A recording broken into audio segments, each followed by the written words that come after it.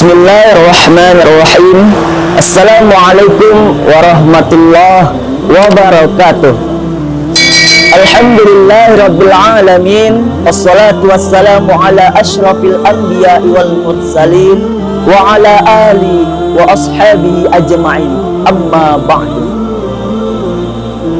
Puji syukur marilah kita haturkan kehadirat Allah Subhanahu wa taala, yang mana pada kesempatan kali ini kita dapat menjalankan ibadah puasa.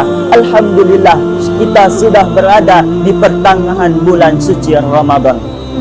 Salawat dan salam tak lupa kita kirimkan kepada baginda Nabi besar Muhammad sallallahu alaihi wasallam dengan mengucapkan Allahumma salli ala sayyidina Muhammad wa ala ali sayyidina Muhammad. Baik ikhwati fillah yang dirahmati Allah Subhanahu wa taala. Adapun tema yang saya bawa pada kali ini mengenai kepemimpinan dalam perspektif Al-Qur'an. Ikhwati fillah yang dirahmati Allah Subhanahu wa taala. Apakah hadirin mengenal seorang Michael Hart? Michael Hart adalah seorang kolumnis Amerika.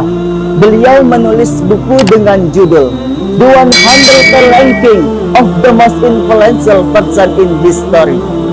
Michael Hart menempatkan Rasulullah pada urutan pertama sebagai tokoh yang sangat berpengaruh di dunia. Dalam hal ini, kita harus bercermin pada Rasulullah Sallallahu Alaihi Wasallam adalah seorang tauladan yang baik untuk dicontoh dari segi perkataan maupun perbuatannya. Dalam hal ini, kita harus bercermin pada top leader kita, yaitu Rasulullah Sallallahu Alaihi Wasallam. Lalu, bagaimanakah akhlak pemimpin kita saat ini? Apakah sudah meneladani akhlak Rasul? Untuk itulah, agar bangsa kita memiliki karakter bangsa yang kuat.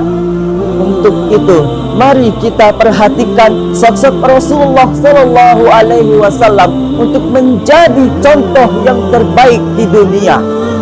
Untuk itu, sebagai landasan awal, mari kita simak firman Allah yang tercantum dalam Al-Quran surah Al-Ahzab ayat 21.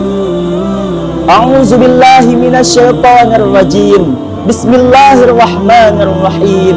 Laqad kana lakum fi Rasulillahi uswatun hasanah liman kana yarjullaha wal yawmal akhir wa dzakarallaha katsira.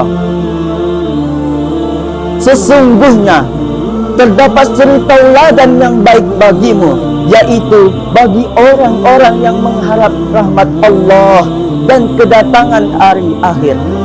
Hadirin yang dirahmati Allah Subhanahu wa taala, maksud ayat tersebut telah menginformasikan sekaligus menegaskan kepada kita, sungguh telah ada pada diri Rasul itu uswatun hasanah bagi kita. Rasul merupakan figur yang luhur, contoh yang tertinggi yang patut kita teladani, mulai dari perkataannya maupun perbuatannya, dari segi kepemimpinannya yang masih bisa kita contohi. Sebagaimana penafsiran oleh Imam As-Sabuni dalam Safdatut Tafasir, yaitu Rasul is the working of Al-Quran. Akhlak Rasul itu ibarat Al-Quran yang berjalan. Ikhwati fillah yang dirahmati Allah Subhanahu wa taala. Lalu, bagaimanakah dinamika bangsa kita saat ini? Jawabannya adalah alhamdulillah, karena masih ada pemimpin yang patut kita teladani, masih ada pejabat yang bisa mengayomi, dan masih ada aparat yang peduli. Hal ini patut kita syukuri, walaupun jumlahnya sangat sedikit sekali, karena masih banyak pemimpin yang kurang amanat, masih banyak pejabat yang kurang amanat, dan masih banyak aparat yang tidak bertaubat. Na'udzubillah, summa na'udzubillah.